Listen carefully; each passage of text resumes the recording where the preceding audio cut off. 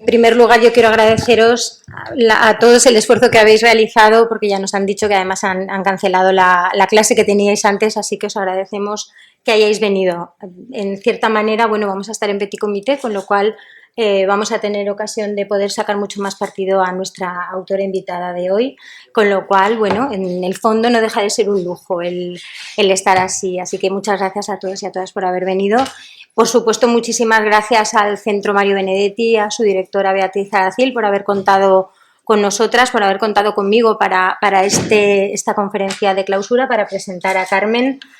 Y por supuesto, muchísimas gracias a Carmen por haber aceptado venir a nuestra universidad, que ya llevamos mucho tiempo intentándolo, pero siempre sucede algo y nos cuesta que venga. Así que tenemos la suerte de tenerla hoy aquí. Yo creo que Carmen es una de las escritoras contemporáneas de nuestro panorama literario más reconocidas, una autora absolutamente consagrada y yo creo que es un lujo tenerla hoy aquí con nosotros. Y sobre todo creo que es un lujo porque vamos a hablar de literatura y vamos a hablar de periodismo, de dos disciplinas que yo creo que además beben de lo mismo, ¿no? Beben de la vida, beben de la realidad y sobre todo Carmen, en tu literatura, como bien ha titulado la charla, contar la vida, ¿no? Beben las dos disciplinas de eso, de la realidad. La magia de los buenos autores está en que todas esas historias que ocurren, que tenemos al alcance de la mano, en la que el protagonista y la protagonista pueden ser nuestra vecina de al lado, puede ser nuestra amiga, puede ser nuestra madre, podemos ser nosotros mismos, y todas esas historias, la magia de los buenos autores está en que ellos saben convertirlas en historias que luego nos leemos, historias que se convierten en eternas, personajes que se convierten en eternos y eso no lo sabemos hacer todos, eso lo saben hacer ellos. Entonces, bueno, yo creo que el que hoy estemos aquí dando la mano a estas dos disciplinas, que me parece que es algo que tiene una magia especial, y luego que nos haya coincidido por tantos avatares la clausura del seminario con ella, pues también me parece un lujo. Así que gracias, Carmen, por estar aquí. Gracias a ti. De todas las cosas que se han dicho, se han dejado de decir la más importante, y es que nosotras somos amigas. No sé si lo habéis notado en esa calurosísima presentación. Nosotras somos amigas, estudiamos la carrera juntas hace, creo que 5 o 6 meses, la hemos terminado, ¿no? Más o menos. Estamos recién licenciadas y estamos abriéndonos al mercado laboral ahora mismo, ¿no? Sí. Y que hemos compartido muchas cosas y además muchas cosas durante el tiempo que duró la carrera, y luego, aunque María vive aquí en Alicante y yo vivo en Valencia, hemos tenido también la suerte de que nos hemos ido viendo, ¿no? A lo largo de estos pues casi 30 años que han pasado en casi 5, o sea, parpadeas y pum, 30 años. Lo digo para que os vayáis haciendo la idea de que la vida va así. Va así, va súper rápida, va súper rápida. Bueno, muchísimas gracias por haberme invitado, por haberme esperado, por haber sorteado los avatares de la climatología, que es lo que más nos ha fastidiado. Y nada, gracias por estar aquí presencialmente los que estáis, y en streaming los que nos seguís. He cogido el móvil cuando tú estabas hablando, Beatriz, he cogido el móvil, y gracias, Beatriz, también por el trabajo que haces y por mantener unidas estas dos partes de la misma moneda, ¿no? Que tiene que ver con contar historias. He cogido el móvil cuando estabas empezando a hablar porque me ha venido a la cabeza un poema y una autora estadounidense, pero yo tengo muy mala memoria, entonces no me ha dado tiempo a encontrarlo porque me he dado cuenta de que era muy feo estar aquí con el móvil como escribiéndome un mensaje con mi familia. Pero es que hay un libro sobre maternidad que lo escribe Mar García Puig, lo ha publicado hace relativamente poco tiempo, que se llama Historia de los vertebrados, la historia de los vertebrados, que tiene que ver con maternidad y, con todas las comillas del mundo, locura. Ella hace un repaso de cómo las madres a lo largo, cómo se ha tratado a las madres que a lo largo de toda la historia de la humanidad no se han relacionado bien con la maternidad, y lo de todas las comidas del mundo tenía que ver con la locura, ¿no? O sea, maternidad y locura. Entonces Entonces ella escoge ese título tampoco que tiene tampoco que ver con el tema que trata, que es historia de los vertebrados, a través de un poema. Lo coge por un poema de una poeta estadounidense, que era lo que estaba intentando recordar cómo se llamaba, ¿no? Que no lo he recordado, luego lo busco y os lo digo si tenéis interés, que tiene un poema que se llama así, Historia de los vertebrados, y habla de cómo ella estaba bañando a su bebé, había tenido un bebé, y describe el momento ese del baño, de esa fragilidad que parece que tiene y que la tiene de verdad, ¿no? El bebé. Y entonces la poetisa dice que en ese momento, viendo lo que tiene entre las manos, le parece que tiene entre las manos la historia de todos los vertebrados del mundo. Mira, lo cuento. Y entonces esta mujer mandaba sus poemas porque ella escribía sobre su vida, ¿no? Y mandaba sus poemas a las revistas del momento y se las rechazaban sistemáticamente. Y uno de los editores le dijo: señora, esta es una revista de cosas serias. Ella escribía y las mandaba a revistas de literatura, ¿no? Y le dijeron, uno le dijo: señora, escriba sobre cosas serias, o sea, aquí no nos mande esto pues al equivalente a Lola de Estados Unidos, ¿no? Dice, porque aquí nosotros publicamos literatura seria. Con el tiempo esa mujer ganó el Pulitzer, esta poetisa acabó ganando el Pulitzer, ¿no? Ese hombre tuvo muy poco ojo, porque es lo particular, es la vida lo que se convierte en universal siempre, ¿no? Y además da igual el tema que estés escribiendo, da igual que escribas una novela épica, da igual que escribas una novela de ciencia ficción, da igual que escribas una novela, yo qué sé, de cualquier aventura que se les pueda ocurrir, ¿no? Lo que engancha son las emociones, lo que engancha lo que hago yo, que es escribir, con lo que haces, con lo que hago yo también, que es leer, ¿no? O sea, porque son también, es lo mismo, ¿no? Somos, los escritores somos también lectores, pero me refiero que lo que nos engancha es la emoción de lo que nos están contando, ¿no? En la literatura. Y hoy en día hay un periodismo que también va hacia ahí, que también nos engancha por la emoción, tanto en las entrevistas como en los reportajes, ¿no? Como en las redes sociales también, por ejemplo. Bueno, en las redes sociales tenéis un perfil. Bueno, al final nos hemos puesto a hablar porque somos las dos muy habladoras, os habéis dado cuenta. Y yo no he presentado del todo a Carmen. Ah, vale, porque soy impresentable. A mí me encantaba cuando hubo una época que decía, no hace falta que, no sé cómo se decía, pero que te daba la sensación de que eres una impresentable.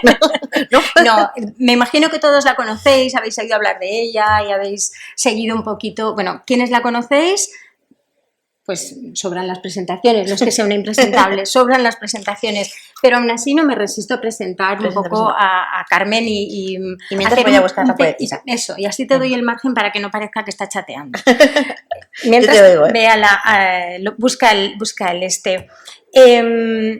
Me gusta decir de ella, mira, ya te lo han encontrado. Ah, Sharon Olds, ¿es? Es que había puesto OMS, me venía a la cabeza OMS y digo, OMS no es.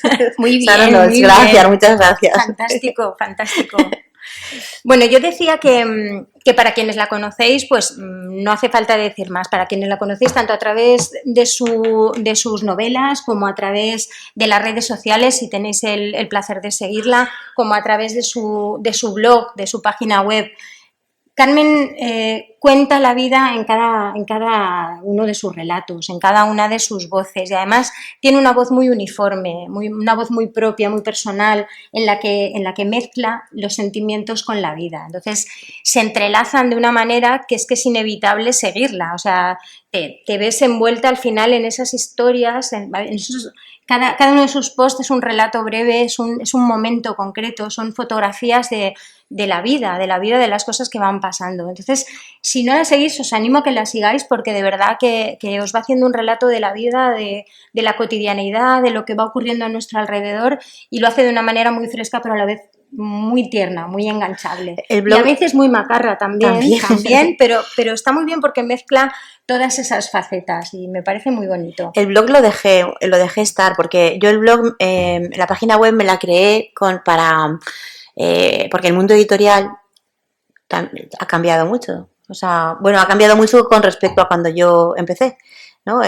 Cuando yo empecé a publicar se hacía un acompañamiento al autor, se le tenía una paciencia, se creía en el autor que, ¿no? Pues que unas novelas te salen mejor, otras te salen peor, unas por el motivo X tienen una repercusión en el otro lado y otras no, pero había en las editoriales, estaban los editores y las editoras que creían en ti y que te hacían lo que yo llamo el aguante, ¿no? Yo me imagino, por ejemplo, al editor de Fernando Aramburu cuando vendía 3 ejemplares y le decía tranquilo, 3 no, vendía más, pero desde luego no vendía lo que vendió con Patria, claro, ¿no? Decía tranquilo, Fernando, a la siguiente, no pasa nada, Fernando, a la siguiente, hasta que llegó a la siguiente y ocurrió el fenómeno Patria y pasó lo que su editor estaba esperando que ocurriera siempre, ¿no?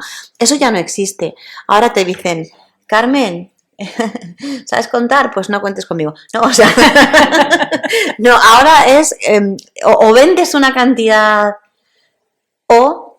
Y también en las librerías se ve, ¿no? Sí, ¿Qué libros están? Cuando entras, ¿qué ves, no? Esas son las apuestas. Que ves esa semana, porque a la semana siguiente hay otra remesa de libros nuevos. O sea, los martes tal editorial, los miércoles, eso lo sé yo, los miércoles Planeta, los jueves no sé quién, ¿no? Pero que van llegando por semanas y en fin, tampoco es que ahora no manden los editores, pero ahora mandan mucho los comerciales y los números, ¿no? Entonces eso ha cambiado mucho. Entonces, bueno, me aconsejaron que hiciese el blog, que hiciese la página web y también con... previamente, o sea, no inmediatamente antes, pero que hiciese la página web para, bueno, un poco volver a dinamizarme y tal, antes de que se publicase la que es mi última novela, que se titula La memoria infiel. Porque yo había estado mucho tiempo sin publicar al estar dedicada a la política, en este caso, ¿no? A la presentación.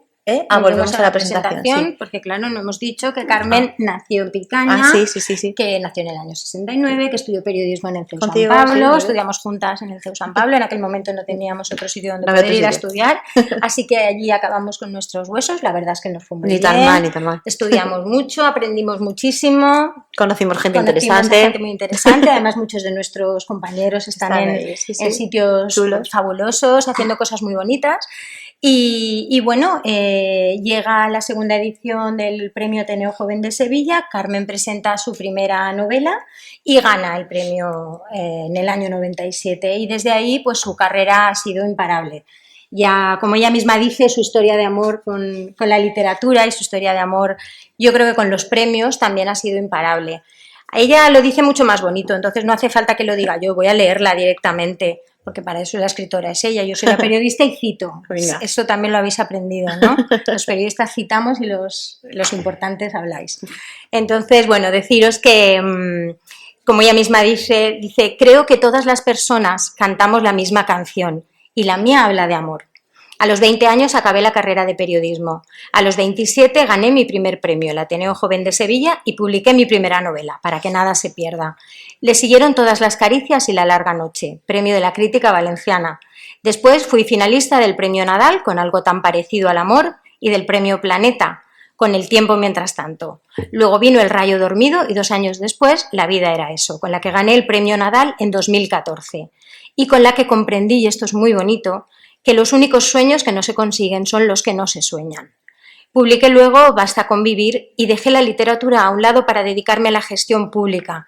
Durante 8 años fui directora general de Cultura y Patrimonio de la Generalitat Valenciana. Una vez fuera del cargo, regresó a la literatura con El corazón imprudente y La memoria infiel, que es su última novela.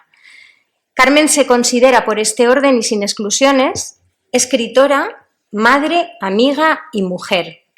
Cuenta entre sus amistades más cercanas con algunos de los autores y autoras más destacados de las letras hispánicas, desde Eduardo Mendoza hasta los ya desaparecidos Almudena Grandes o Fernando Delgado. Y es capaz de hacer enorme lo más pequeño, esas historias que os contaba, y minúsculo lo que nosotros consideramos inalcanzable. De hecho, ella define sus historias como letras minúsculas, letras anónimas, letras que pasan desapercibidas, letras minúsculas con las que se escribe la historia. Por eso reconoce y confiesa que escribe con letras minúsculas sobre las letras minúsculas que somos cada uno de nosotros.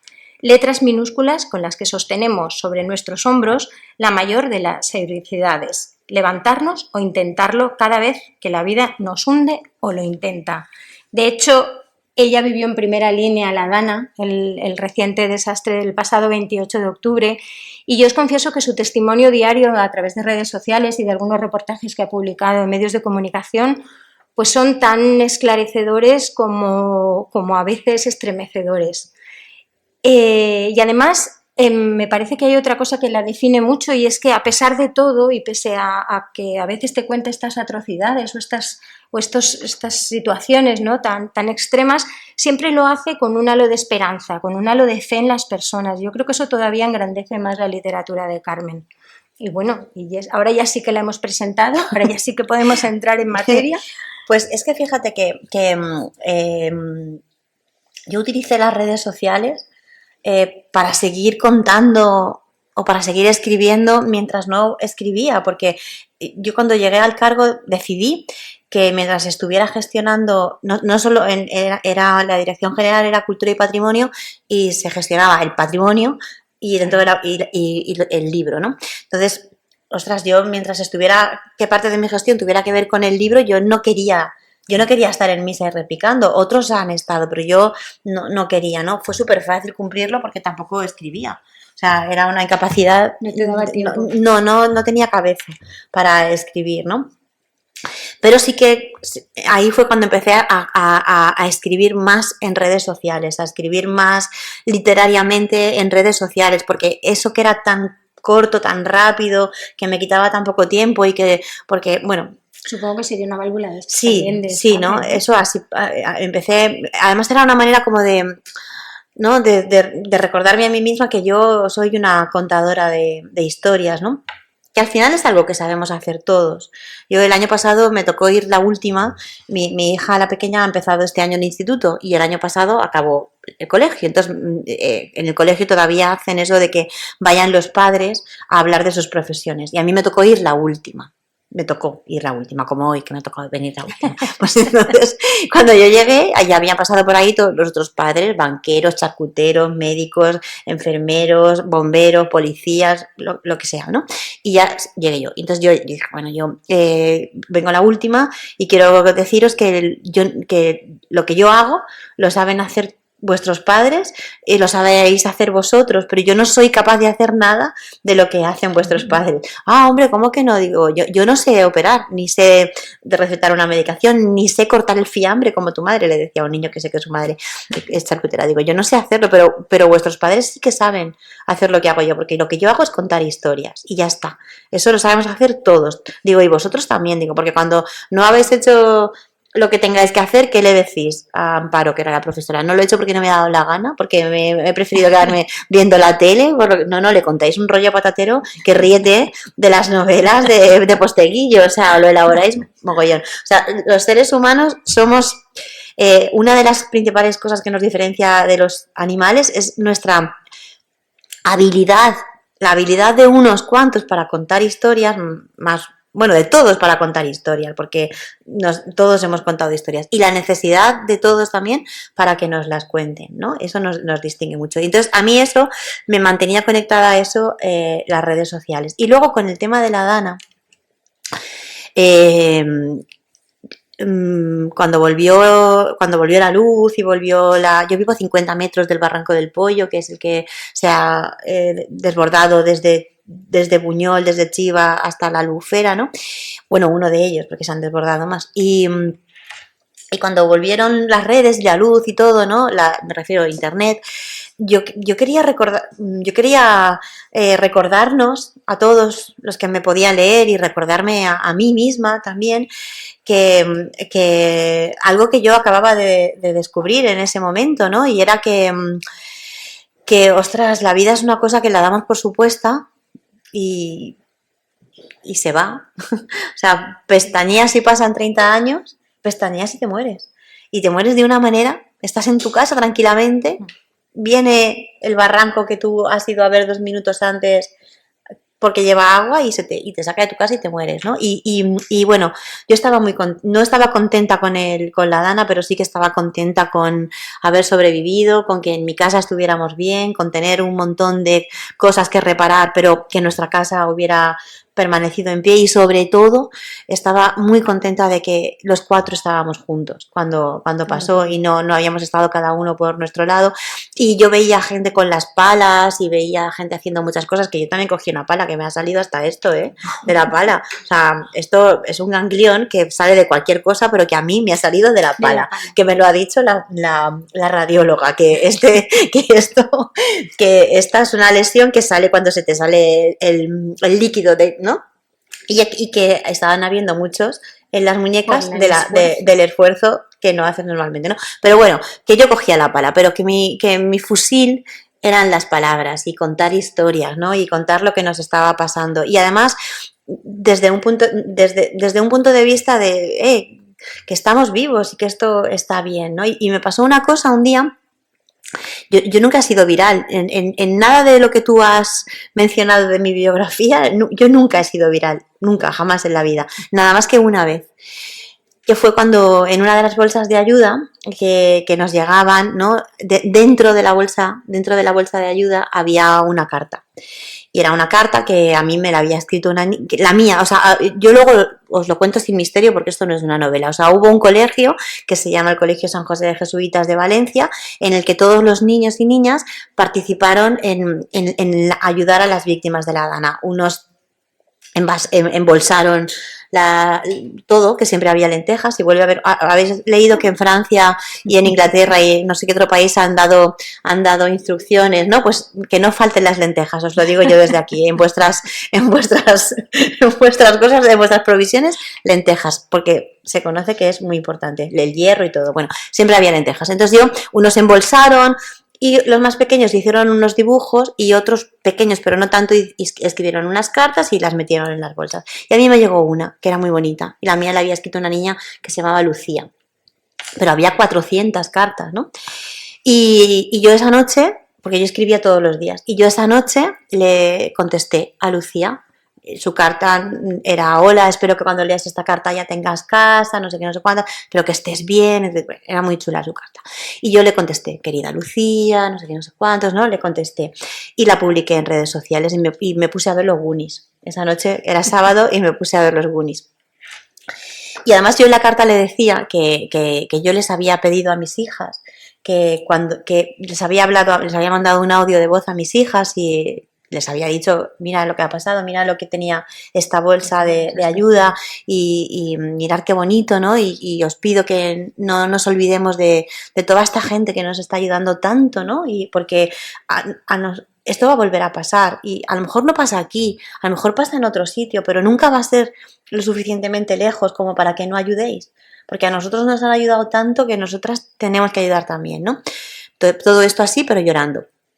En el audio de voz, ¿no? Y entonces, bueno, les escribí y escribí esto, le escribí una carta a Lucía y nos pusimos a ver los Goonies, y a mitad de película miré el móvil y pero miles y miles de retweets y muchísimos comentarios en Twitter, que eso tiene más mérito, porque en Twitter está, bueno, que ahora se llama X, está todo el mundo enfadado siempre, ¿no? Y entre las primeras respuestas estaba una profesora de la niña, que me dijo: yo soy profesora de la niña, yo conozco a Lucía, no sé qué, no sé cuántos, y ya por privado nos pusimos en contacto y bueno, mira, gracias a otra de nuestras amigas que está en un programa de televisión, pues nos llegamos a conocer y fue súper bonito. Pero lo bonito de todo, bueno, no es bonito porque es horrible, pero al mismo tiempo es bonito. La vida. Esta niña, ¿os acordáis que el año pasado en octubre pasó la Dana? Pues en febrero hubo ese incendio en Campanar. Esta niña es una niña superviviente de ese incendio, que le podía haber tocado a cualquier otra persona la carta, pero me tocó a mí, ¿no? Y a mí me salvó esa niña. Y un poco esa viralidad de la carta también me reconcilió un poco con la bondad que yo no dejo de buscar en la gente, aunque a veces pienso que no está, porque hace tanto ruido el enfado y hace tanto ruido la mala leche y tal, que parece que son muchos más los que están enfadados todo el tiempo, pero que esa carta se hiciera viral, pensé: jolín, hay esperanza, hay esperanza al otro lado, y hay esperanza por encima de todo ese ruido que hay. Y el blog lo dejé de hacer porque yo los lunes colgaba un post, los martes colgaba un no sé qué y los miércoles colgaba otra cosa, pero todo se cortó con la Dana y bueno, lo podría haber retomado, pero que ya no lo he retomado, vamos, lo del blog. Porque ahora también Carmen está impartiendo clases de creación literaria en distintas universidades. Y es una vocación que también ha descubierto. Entonces, sí, es verdad que te lo iba a contar, pues lo cuento a todos. Sí, pues que yo el año pasado, cuando ya dejé la política, digo, no, yo me reseteo, voy a estar sin hacer nada y tal. Pero un amigo que es librero me dijo, venga, pues prueba a hacer y dije, venga, va, pues y empecé a hacer un curso una vez por semana en una librería, en la librería de un amigo. Y venía todas las semanas, venía un chico que venía de muy lejos, porque esto era en Valencia y él venía de Gandía, que a mí se me hacía lejos ir desde Picaña, pues desde Gandía, que es hora y pico en tren, bueno, y de repente un día deja de venir. Y pensamos, bueno, pues ya se ha cansado de hacer el trayecto y tal, ¿no? Bueno, lo estábamos pasando muy bien y aprendíamos mucho y tal, era un ambiente muy chulo. Le escribimos, pero no nos contestó y dijimos, bueno, pues ya no, nada, no le hemos gustado, no quiere saber nada de nosotros ni nos contesta, ¿no? Y al cabo de varias semanas me escribieron tuve un mensaje por Instagram y era su sobrino. Me dijo que había cogido una infección y había estado en coma y que había salido del coma pero que todavía seguía en la UCI y que le había pedido que me dijera que quería seguir viniendo a las clases, ¿no? Y yo pensé, ostras, qué importante es esto, ¿no? Porque lo que yo hago en las clases está en cualquier guía que podéis comprar, en cualquier librería o sacar de cualquier biblioteca, o sea, esto es sota, caballo y rey. Desde Aristóteles no se ha inventado nada, la estructura no ha cambiado, el narrador es el que es, pero lo que yo hago es el acompañamiento y el decir, tú puedes, esa voz que tienes ahí que te dice, no eres escritor de verdad, no le hagas caso, ¿no? Yo hago, bueno, un poco de técnica doy, pero que hago ese acompañamiento. Entonces, para mí fue muy impactante ese momento también y entonces ya pues me he dado de alta de autónoma, ya lo hago todo y ya todos los días pues doy una clase. Y ahora tendrás que añadir a tu descripción profesora, sí, hombre, profesora, sí, me gusta, sí, profesora, o mentora o lo que sea, no sé, porque profesora es como, ostras, ¿no? Que se nos hace grande cuando vemos a los profesores de verdad, de verdad, ¿no? Pero lo mismo. Los profesores tienen otra cosa de maestría, ¿verdad? Sí, pero bueno. Carmen, cuéntanos qué fue antes, ¿la literatura o el periodismo? Bueno, fue antes la literatura, pero la literatura era como un viaje a la luna. ¿No? Me parecía más, yo quería ser escritora desde súper pequeña y quería escribir y escribía, porque escritor es el que escribe y ahora es muy fácil publicar, pero lo digo por lo de la vocecita esa, ¿no? De no, escritor es el que escribe, escritor publicador es el que escribe y publica y escritor con éxito es el que, pues mira, ese año ha tenido suerte, porque eso es tan aleatorio. Esto has mencionado de los 3 amigos que has mencionado, el que me queda vivo, que espero que sea muchos años, Eduardo Mendoza, espero que esté entre nosotros muchos años. Hacía un montón que no coincidíamos, pero justamente la semana pasada comimos juntos. Y hablábamos de la volatilidad del éxito, ¿no? De por qué, es que no lo sabemos ni nosotros. O sea, por qué una novela de repente tiene éxito y por qué otra no. Cuando a lo mejor la que no es mejor que la que sí, llegar en el momento adecuado, encontrar al otro lado lectores que tienen, ¿no? Eso es muy... Siempre ha sido relativo y elástico, pero ahora es que es relativo, elástico y volátil. O sea, que la anterior te haya ido bien no quiere decir que la siguiente te vaya a ir bien. Pero bueno, cuando yo empecé en el siglo pasado, que es súper duro de decirlo, ¿no? En el siglo pasado empecé yo, lo comentábamos antes, ¿no? Que a mí a veces me preguntan, porque es verdad que a mí se me dan muy bien los personajes, se me dan bien los personajes, es así, yo lo sé, se me dan bien. Entonces, mis novelas son de poca trama, no es como la canción esa de Sabina, emociones fuertes en otra canción, pues emociones fuertes en otra novela, son de poca trama, son de personajes, ¿no? Los personajes son los que tienen la principal importancia, ¿no? Entonces, no es extraño que me pregunten, ¿tú has estudiado psicología? ¿Tienes algún tipo de formación? Y yo siempre decía que no, pero el otro día encontré la respuesta a esa pregunta. Me dijeron, la respuesta buena me refiero, aunque la de no es buena, porque es verdad, no tengo formación en psicología, pero la respuesta buena es, me preguntaron, ¿tú tienes algún tipo has hecho algún máster en psicología? Y dije, sí.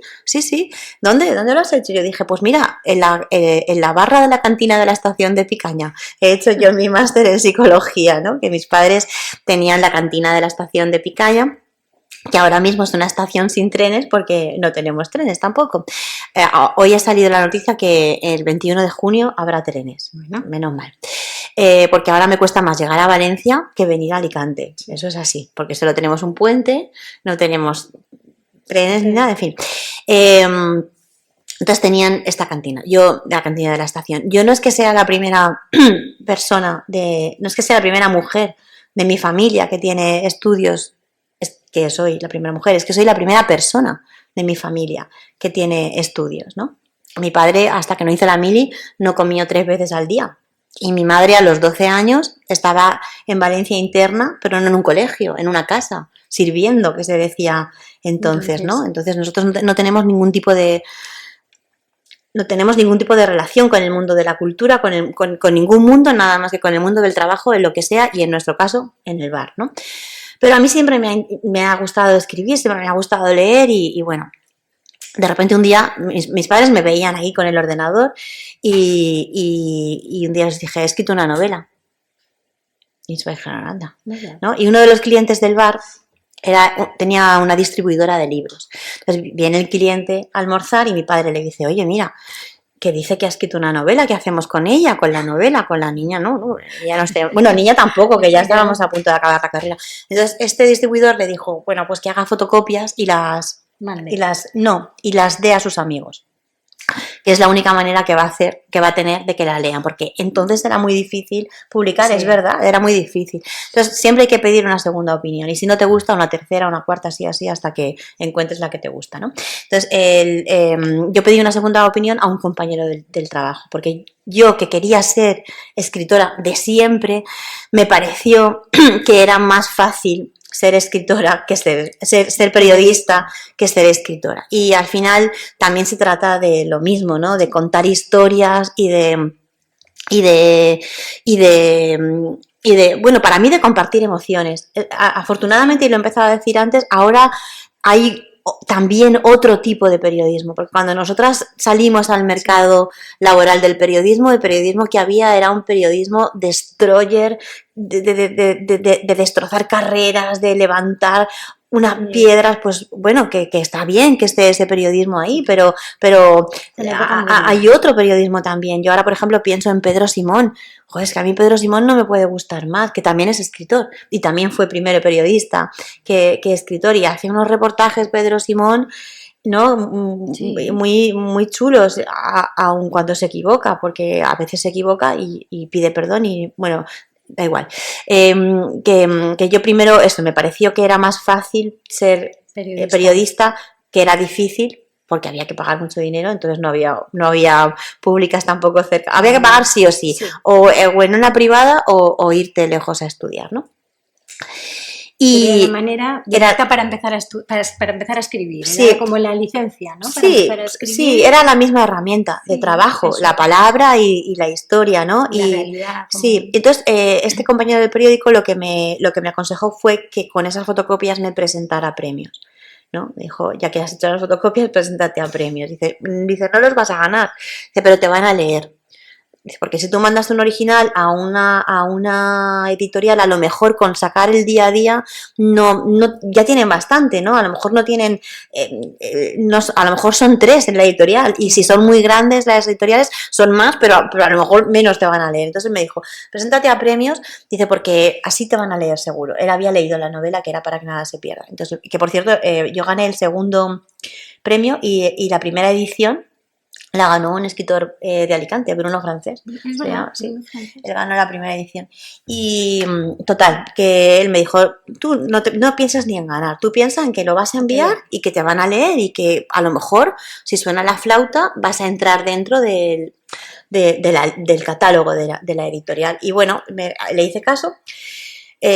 Para que me leyeran en muchas, me presenté a muchos premios y tuve muchísima suerte de no ganar ninguno, nada más que el que gané. Que el que gané fue el Ateneo Joven de Sevilla, que es muy importante destacar, que es muy importante publicar, pero que más importante es que te distribuyan. Y entonces en este premio no era un premio que digamos, bueno, el premio Ateneo de Sevilla era un premio era incipiente el joven, era un premio es uno de los premios más antiguos de España, pero cambió de editorial, lo publicaba Planeta y se lo quedó Algaida. Entonces, para distinguirse un poco de Planeta, sacó El Joven, que es verdad que para escribir hay magnifiquísimas primeras novelas, pero es verdad que cuanto más escribes y más lees y más vives, mejor te va a salir. Claro. Pero la novela y la paella, todo, ¿no? Cuanto más lo haces, mejor te va a salir. Entonces, tenía la distribuidora detrás, que era la distribuidora del grupo Anaya, entonces pues empecé muy bien. Entonces, siguiendo ese consejo, cada vez que he querido pues darle un giro o algo, un impulso o cambiar simplemente, ¿no? Quise cambiar de editorial, entonces dije, me voy a presentar al Premio Nadal, que no lo voy a ganar, pero me voy a presentar y así que me lean en Destino, ¿no? Y entonces tuve muchísima suerte que no gané y quedé finalista, porque es mucho mejor llegar al 1 pasando por el 2, ¿no? Porque así ves un poco cómo es, ¿no? La situación, ves el toro desde la barrera, que a veces tiene cuernos el toro y todo, ¿no? Entonces es mejor que no te pille de sopetón, ¿no? Y quedé finalista del premio Nadal con ese objetivo. Entonces, al poco tiempo me volví a presentar al Premio Planeta, pero ahí fue por otra cosa. Fue porque yo había dedicado mucho tiempo había tenido mi primera hija y había dedicado muchísimo tiempo a enamorarme de ella, desenamorarla, a cambiar pañales, a hacer muchísimas cosas y no a escribir, ¿no? Y estaba muy atascada, estaba súper atascada. Entonces un día, tomándome, yo digo que un café, pero en realidad era una copa, con Alicia Jiménez Barlet, que es más de copa que de café, pues ella me dijo, oye, esa novela que estabas escribiendo sobre la relación de una madre y una hija, que no se llevan bien, el accidente, no sé qué, digo, uy, eso está ya más muerto. ¿Por qué? Digo, que pues ya no escribo nada, si ya no sé qué, ¿no? Entonces yo le estuve diciendo todo lo que hacía en lugar de escribir. Y Alicia me dijo, pero es que tú no sabes que vivir también es escribir. Y que mientras estás viviendo, estás escribiendo también. Escribir no solamente es sentarte y escribir y ya está, es todo lo que vas, porque cuando escribimos, y más las personas que escribimos sobre la realidad que vemos, ¿no? Sobre eso que yo antes nos llamaba letras minúsculas y siempre decía, no, porque a nosotros no nos pasan grandes tragedias, porque nosotros nunca saldremos en el periódico, porque yo decía, porque yo escribo de esa señora que veo por ahí, ¿no? De mi vecina que nunca va a salir en el periódico, porque es una gran heroicidad levantarte cuando no te quiere quien tú quieres, cuando el trabajo, esas pequeñas miserias, ¿no? Porque yo ponía como referente de lo que es una gran tragedia, ¿no? Una entrevista mencionaba siempre un titular del doctor Cavadas, una de las muchísimas entrevistas que él ha dado, que el titular de la entrevista era «La vida es una fábrica de hostias». Es verdad, la vida es una fábrica de hostias, pero las hostias a las que se refería el doctor Cavadas era pues que tengas un tumor grandísimo, que en tu país no te lo puedan quitar y te vayas a morir y él te lo quita, o que vas en tu aldea y pisas una mina y te quedas sin una pierna y él te pone otra, ese tipo de hostias, ¿no?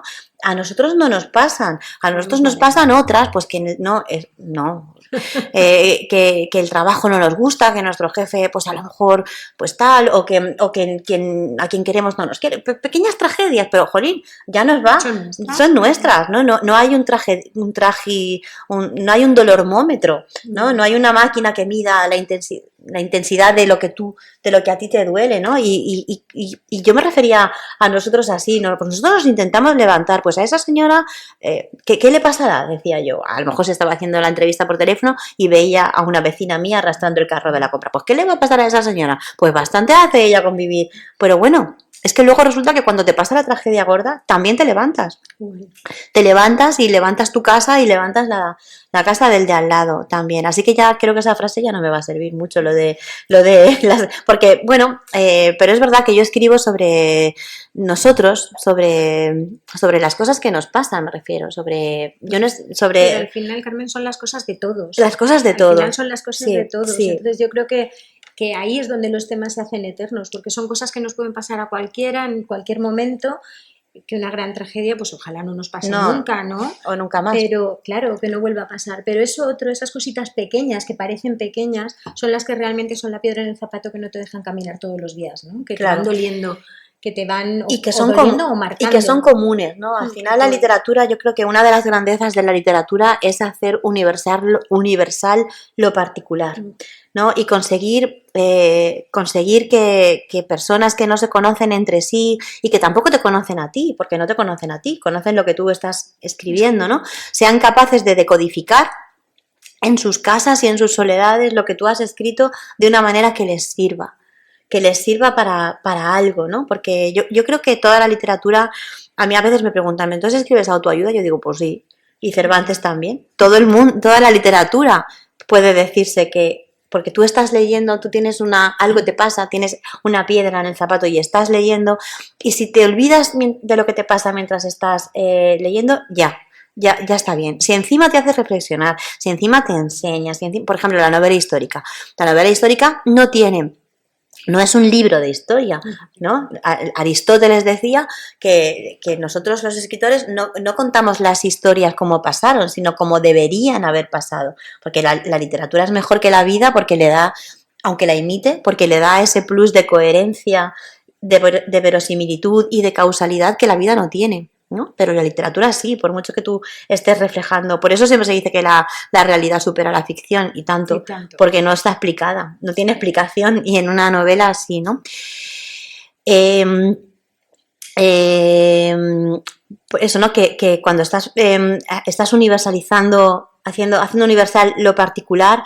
Estaba diciendo lo de las incluso en una novela histórica, ¿no? Aunque no sea un libro de historia, aunque no sea un tratado de historia, también te va a enseñar algo, ¿no? De cómo, pues ya te está ayudando también. Estás leyendo una novela de ciencia ficción. Bueno, pues si te haces la pregunta que está dentro de esa novela, que es, ¿qué harías tú en esta situación?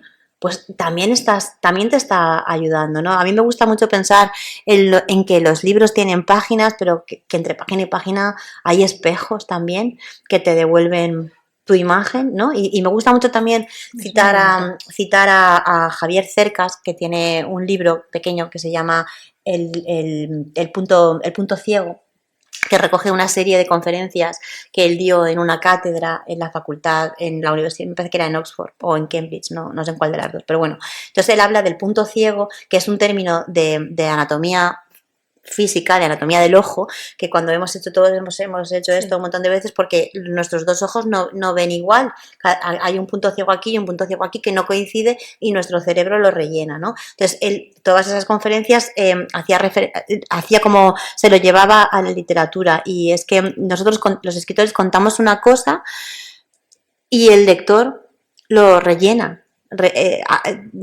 ese punto ciego que nosotros no hemos querido contar o lo hemos dejado para que lo termine. Eso no pasa en la literatura, en el periodismo me refiero. En el periodismo se supone que tenemos que contar lo que hay, ¿no? Aunque yo también a veces digo, si hay más ficción en el periodismo.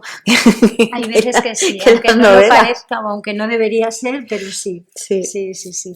Carmen, hay otra cosa que también, por lo que decíamos antes, tus personajes tienen una fuerza especial, son la fuerza de la historia la llevan ellos, además muy íntimamente, ¿no? ¿Cómo surge una novela? ¿Estructura? Primero aparece la historia, primero aparece el personaje te lleva a la historia. ¿Cómo imbricas? Bueno, en cuanto a personaje e historia es indiferente. O sea, es verdad que a mí me interesan más los personajes y en mis novelas es más importante cómo los personajes afrontan lo que les pasa, lo que sea que les pase, que lo que les pasa. Es más importante, por ejemplo, en El tiempo mientras tanto, es más importante cómo los personajes afrontan que se vaya a morir uno de ellos que la muerte, ¿no? La novela empieza con una mujer que está en coma en un hospital de crónicos y a lo largo de toda esa del tiempo que va pasando, el personaje que se va a morir, que además me parece que la novela empieza la mujer que va a morir y no lo sabe porque está en coma, ¿no? O sea, tú sabes que va a morir. Pues esta es la novela que fue finalista del Planeta, pues es más importante cómo los personajes afrontan ese hecho que el propio hecho en sí, ¿no? O en La vida era eso, que también va de muertes, pues es más importante cómo la viuda afronta el duelo que la muerte del marido en sí, ¿no? O que la viudedad en sí, ¿no? Pero ha habido novelas que primero ha venido el tema o que primero han venido los personajes, eso es indiferente. Por ejemplo, en La vida era eso, es una novela que es 98% real, ¿no? Es la historia de los padres de una amiga de mi hija mayor, que son argentinos, bueno, él murió, son argentinos, llegan a Picaña, que en las novelas mías se llama Mirabal. Llegan a Picaña y al poquito de llegar con 2 hijas, una de 5 años y otra de... no, una de 3 años y otra de 8, pues llegan y al poquito tiempo a él le diagnostican un cáncer que tiene en principio buen pronóstico, pero que, bueno, al final él se muere. Y él y ella, los que acaban siendo los últimos días de él, él le dicta los posts que ella pone en el Facebook de él. Y luego se abre su propia página y bueno. Entonces todos los posts que están en la novela son los que ella escribió, menos el último, que el último la novela tenía que cerrarse y su vida no se ha cerrado, entonces ella lo sigue escribiendo, ¿no? La trama es distinta, más allá de que es una familia argentina con 2 hijas, que él muere y tal, fuera de eso, la trama es ficción. Si la ficción, no, dicen que los escritores cuando escribimos bebemos de 2 fuentes, ¿no? De la imaginación y de la memoria, pero yo creo que bebemos más de la memoria que de la imaginación, no de la memoria de lo que hemos vivido, sino de lo que hemos oído, de lo que hemos leído, de lo que hemos visto, de lo que hemos soñado, de lo que hemos temido, ¿no? Eso también forma parte de nuestra memoria y o sea, imaginación también tenemos, pero menos. Entonces, yo creo que ahí lo que primero trabajé, por ejemplo, en esta novela, bueno, yo un día fui a llevar a mi hija al colegio y me dijeron, ¿sabes que Viviana está escribiendo las últimas palabras de Walt? No me digas, tal. Llegué a mi casa, me puse a leerlo y yo lo seguía con, ostras, como... Es que estaba leyendo la muerte, ¿no? Los últimos momentos vivos de una persona, porque estaba claro que se iba a morir. Y luego, conforme ella iba escribiendo, primero en el perfil de él y luego ya en el perfil de ella, yo estaba leyendo cómo una persona se aferra a la comunicación para no pegarse un tiro a ella y a sus hijas, ¿sabes? No hablaba en esos términos, pero estaba fatal y ella utilizaba la comunicación y las palabras para salir de ahí. Entonces yo pensé, ostras, aquí hay una novela. Y yo creo que ahí primero trabajé la trama.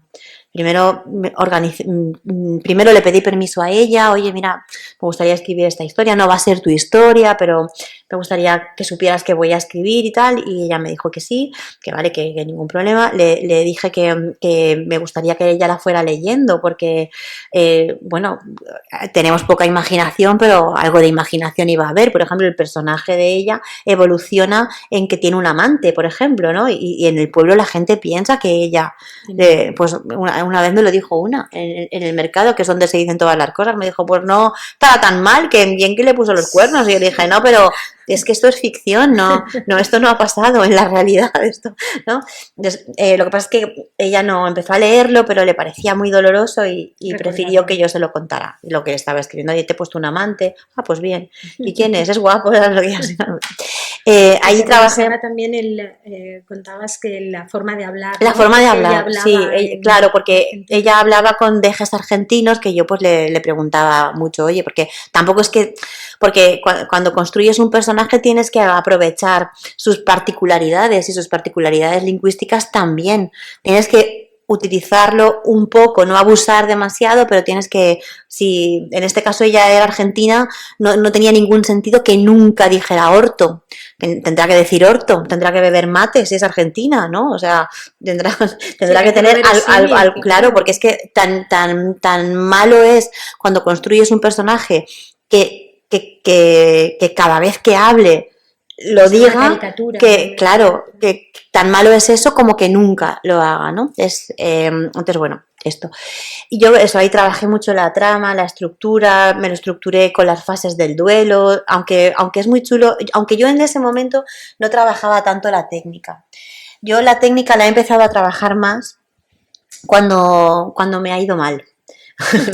Cuando te va bien, es muy chulo dejarte llevar por la magia de la creación, ¿no? Es muy chulo. Ay, ¿qué va a pasar? Por ejemplo, en la... ¿Y por qué no? En las dos novelas que os estoy poniendo como ejemplo, en La vida era eso, que os he contado, en La vida era esto no, en El tiempo mientras tanto, que os he contado que empieza con una chica que tiene un accidente de coche y entonces ahí está estructurada por meses, ¿no? María José, que es la protagonista, ha tenido un accidente de coche, está en coma, se va a morir, está en un hospital de crónicos y la cuida su madre, su padre, su mejor amiga y una cuidadora. Entonces, de repente un día... no sé, yo sabía que empezaba con una muerte y que terminaba con la muerte, aunque estuve tentada de hacerla vivir, porque hay gente que se ha despertado del coma, ¿sabes? Entonces yo le había cogido ya tanto cariño que digo, joder, ¿por qué no se va a despertar esta? Pero el final tiene que ser verosímil. Cuando llegas al final, cuando un buen final es un final que te lo crees y que tiene coherencia con lo que has escrito hasta ese momento, ¿no? Entonces, por ejemplo, ¿no? La cuidadora, yo sabía esas dos cosas, ¿no? O sea, seguro que habéis oído hablar muchas veces de escritores de mapa y escritores de brújula. Pues hoy os traigo otra metáfora. Escritores arquitectos y escritores jardineros. ¿Habéis oído también? Me cago en... Bueno, pues es que para mí es nueva. Entonces, el arquitecto es un buen nivel. Pero tienen mucho nivel, ¿no? Pues es verdad que es como más romántico plantar la flor y aunque plante, la flor no, la semilla, tú eres un jardinero que plantas la semilla y tiene como más romanticismo eso.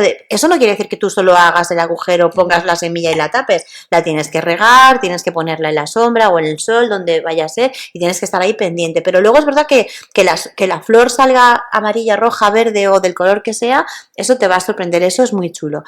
También es chulo entrar en una casa que sabes que no se va a caer, porque el arquitecto le ha dedicado tiempo a saber dónde pone el muro de carga y a saber cuántas habitaciones tiene y si en la cocina está en la entrada, tiene un porqué, ¿no? Eso todo es bonito y todo es necesario. Aunque es verdad que seas arquitecto o seas autor de mapa, que yo para mí ya no es mapa, Siri, Alexa, TomTom, todo lo que esté a tu disposición, ¿no?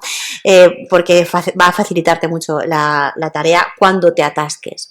O cuando te atasques, o porque te vaya bien o porque te vaya mal, porque a tus personajes les pasan cosas, pero a ti también. A ti también te pasan cosas mientras tú estás escribiendo y son cosas que pueden ser buenas o que pueden ser malas, o a lo mejor te pasa que acumulas noches de insomnio o preocupaciones o que ha venido tu prima que hace tiempo que no la ves y estás mucho tiempo que duermes poco. Me refiero que lo que te pasa puede ser que estás cansado, simplemente cansada, ¿no? Pero te pasan cosas. Y cuando te pasan esas cosas, lo más fácil es que dejes de escribir. Y cuando vuelvas a escribir, a lo mejor ya no te acuerdas. O ya no tienes esa sensación de enamoramiento que tenías cuando empezaste a escribir, ¿no? Entonces, si cuando todavía estás enamorado o enamorada de la historia que tienes entre manos, le dedicas tiempo a hacer un mínimo esquema, a hacer un mínimo boceto del edificio que vas a construir, o a ese lugar donde has plantado la semilla, le haces una estructura por si llueve, por si cae piedra, que no pase nada, ¿no? Le haces un invernadero. Luego te va a ser más fácil seguir. Cuando ya no te acuerdes de esa motivación que tú tenías para escribir, cuando estés triste, cansado, estresado, cuando estés preocupado, cuando oigas mucho a esa voz que te dice ya no sabes escribir, que yo la he oído, ya no sabes escribir, esto ya ha pasado tu momento, que has escrito 10 novelas, pues ya está, no habrá una 11, ¿no? O sea, eso pasa. Pues si tienes una estructura preparada, si has pensado si has trabajado en ese plano, va a ser más fácil. Y ese plano tiene que contener quién es tu personaje, quiénes son tus personajes, cuáles son sus motivaciones, cuál es su carácter, su caracterización también, qué narrador va a contar la historia, qué punto de vista va a tener, qué tiempo verbal vas a escoger, porque no es lo mismo contar en pasado que en presente, ¿no? ¿Dónde va a ocurrir? fundamentalmente tu historia, porque no es lo mismo que ocurra en Alicante que ocurra en Nueva Jersey, lo mismo no es, ¿no? ¿Y por qué tiene que ocurrir en Nueva Jersey? Porque va a ser más difícil para ti, a menos que tú vayas mucho a Nueva Jersey, ¿no? ¿Tiene sentido que ocurra ahí? Sí, vale, no sé qué. ¿Qué estructura vas a utilizar? Vas a haber dedicado un tiempo a hacer un esquema general de lo que tú quieres escribir. Quiero escribir la historia de un taxista de Nueva Jersey que cuando lleva uno de sus pasajeros resulta que es un oligarca ruso que no sé qué, no sé, vale, lo que sea. Haces un esquema general y luego haces un esquema por partes que luego lo vas a seguir o no, ¿no? Pero es como un seguro de viaje, que a lo mejor no lo usas, pero mejor, porque si te pasa algo, tienes el seguro, ¿no? Entonces, si estás cansado, si estás no sé qué, pero tú ya le has dedicado un tiempo a decidir que esa novela va a tener 10 capítulos y que en el capítulo 1 va a pasar esto y que en el capítulo 7 va a pasar lo otro, puedes seguir. Cuando estás atascado puedes seguir. Yo ahora soy más de eso, ¿no? Soy más de arquitectura, que luego ese boceto no tiene validez notarial, ¿eh? O sea, si luego no te gusta, lo cambias. Si luego estás escribiendo una subtrama que parecía que no iba a tener ninguna importancia y de repente crece, lo cambias, no pasa nada, no te compromete a nada eso que has hecho. Lo que pasa es que como cuando lo haces, estás enamorado, porque escribir es muy parecido a ese sentimiento de atracción por otra persona que te hace estar todo el rato pensando en esa persona y todo el rato queriendo estar con esa persona, haciendo lo que sea con esa persona, pero con esa persona. Entonces, va a tener bastante validez. Eso no quiere decir que unas tramas crezcan y otras no, y para algo existe una palabra estupenda y maravillosa que es borrador. O sea, para algo existe, para que luego lo trabajes ese borrador, ¿no? Y si has sido un jardinero y te ha salido de esa semilla, te ha salido un árbol y no una flor, una planta, ese árbol vas a tener que podar alguna rama y vas a tener que injertar otras, ¿no? De ese borrador. O sea, al final yo ahora mismo mi manera de trabajar tiene mucho que ver con hacérmelo fácil, con facilitarme algo que ha sido muy fácil para mí durante mucho tiempo hasta que dejó de serlo. Porque cuando yo entré en política dejó de ser fácil escribir. Es más, era imposible escribir. Y yo llegué a pensar que nunca más iba a ser capaz de hacerlo, ¿no? ¿Una de las motivaciones para dejar la política? No. Para mí, cuando yo entré en política tenía muy claro que tenía una fecha de caducidad que yo no sabía cuál era, pero que yo no me iba a eternizar en política. Yo creo que a política hay que llegar con lucro cesante y con fecha de caducidad. Mi lucro cesante en mi cabeza es una fantasía. En 2007 finalista del... es este. En 2007 finalista del Nadal. En 2010 ganadora del Planeta. En 2014 finalista, ganadora del Nadal.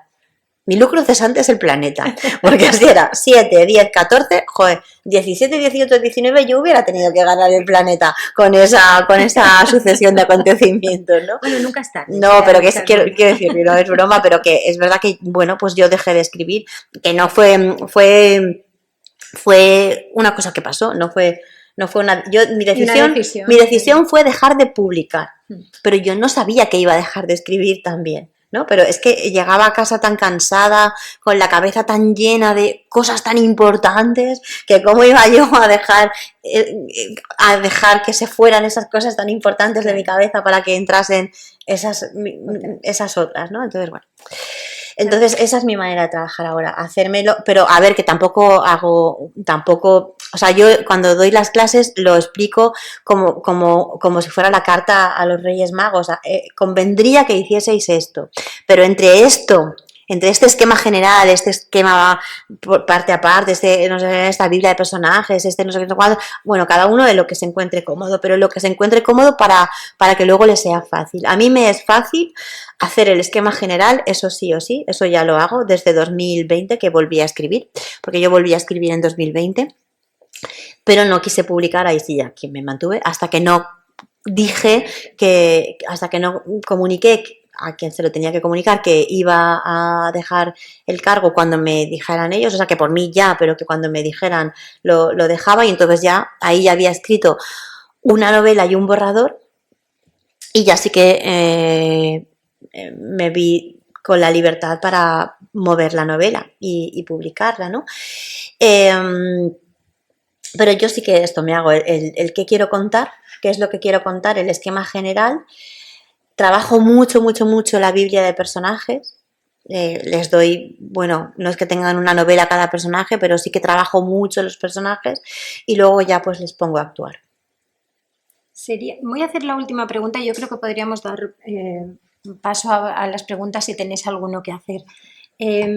Una pregunta, por volver otra vez al símil de la literatura y el periodismo, ¿ese esquema general a la hora de escribir una novela podría asemejarse en algo a las W del periodismo? Es que justamente, sí, o sea... En las W del periodismo sabéis que son las preguntas básicas que se responden en cada noticia, el quién, el qué, el cómo, el cuándo, el dónde, el por qué, sí. todo. En todas las noticias siempre tiene que aparecer eso. Pero es que en una novela también. En una novela, cuando estás planificando la estructura, esas 5 preguntas, quién, cómo, dónde, cuándo, cómo y por qué, tienen que estar, tienes que tenerlas clarísimas. ¿Quién es tu personaje? Cómo y por qué son bastante parecidas, ¿no? Que es la motivación que tiene tu personaje. Resumiendo mucho, mucho, mucho el viaje del héroe, que tiene muchas fases y que tiene una terminología, usa Joseph Campbell una terminología que parece que estamos hablando únicamente del Señor de los Anillos, pero se puede aplicar a cualquier ficción, ¿no? Deja el mundo ordinario, las puertas, las llaves, el maestro, el mentor, no sé qué. Bueno, resumiendo mucho, mucho esto, cualquier novela es la historia de alguien que le pasa algo y luego ya no es la misma persona. Es la transformación de un personaje, que es el personaje principal. Y de hecho es una de las maneras de darte cuenta de que tu novela no está bien resuelta es si tu personaje no se ha transformado. Si tu personaje es una persona, una chica, por ejemplo, que su padre de repente le diagnostican que tiene Alzheimer precoz y la chica decide ir a buscar una cosa súper típica de telefilm, pero bueno, decide ir a buscar al primer amor de su padre, ¿no? Vale, si cuando acaba la novela esa chica es la misma que cuando ha empezado, mal, dale una vuelta a lo que has escrito porque tu personaje se tiene que transformar. Cualquier novela es el arco de transformación, vale lo que vale el arco de transformación del personaje, ¿no? Entonces, ¿quién? El personaje. ¿Cómo y por qué? Son las motivaciones, por lo del mundo ordinario. O sea, cualquier historia nos presenta a un personaje que está en su mundo ordinario, en su zona de confort, le pasa algo y tiene que salir de ahí, porque ese meteorito que le cae, ese algo que le pasa, hace que salga de su mundo en busca de ese objetivo. Ese objetivo no tenemos que medirlo en la importancia del objetivo, sino en la intensidad con la que nuestro personaje desea ese objetivo. Da igual que nuestro personaje desee la paz del mundo, que llegar a su casa esa noche antes de que su hijo se duerma. Da igual, lo que importa es la intensidad con la que el personaje lo desea. Ese es el cómo y el por qué, ¿no? ¿Quién? ¿Cómo? ¿Por qué? ¿Dónde? ¿Y cuándo? ¿Dónde ocurre lo que le ocurre a tu personaje? ¿No? ¿Dónde ocurre? Ocurre en un sitio, ¿no? Lo tienes que ubicar en un espacio. ¿Y cuándo? Es cuándo lo vas a contar, ¿no? El tiempo verbal que tú vas a utilizar. El dónde y el cuándo puede cambiar. A lo largo de tu novela, el dónde y el cuándo puede cambiar. Tú puedes estar contando una novela, una historia que pasa ahora y hacer un flashback e irte a la historia de la abuela de tu personaje, ¿no? O cambiar, o hacer una narración alterna, lo que sea. Me refiero, el tiempo verbal no puede cambiar. Si usas un presente, es aconsejable que siempre estés en presente. Si usas un pasado, es aconsejable que estés en pasado. Pero puedes usar la máquina del tiempo en la novela para ir hacia atrás o incluso para hacer anticipaciones al futuro. Si estudio mucho, aprobaré y mi vida será esta. Y entonces haces como una anticipación en el futuro. Y el espacio también puede cambiar, el dónde también puede cambiar. Tenemos una trama que ocurre en Alicante y podemos tener otra trama que ocurra en Nueva Jersey o en Picaña o donde queramos, ¿no? o incluso nuestro personaje puede cambiarse de muchos de ubicación, pero las 5 W están también en la novela y la estructura también está en un reportaje o incluso en una entrevista y en una noticia también está. Empieza, se desarrolla y termina. La estructura aristotélica está en cualquier novela. Vamos a contar esto, ha pasado así y así ha terminado, ¿no? Tiene mucho que ver. Por eso hay tantos periodistas que escriben, sí. Aunque también hay muchos médicos que escriben. El otro día estuve yo en una mesa redonda con una autora de literatura histórica y además que le va muy bien, aunque yo no me acuerdo de su nombre, os va a sorprender, y ella es enfermera en una UCI pediátrica en Valladolid y escribe novelas históricas súper, ¿no? O sea, que hay, sí. Porque somos contadores de historias, es que es verdad, somos contadores de historias y necesitamos historias que nos emocionen, necesitamos sentir emociones, necesitamos sentir, aunque estemos solos, que no estamos solos, que hay alguien al otro lado. También hay otra poeta, que tampoco me acuerdo del nombre, soy lo peor, que ella se quería suicidar y de hecho se suicidó.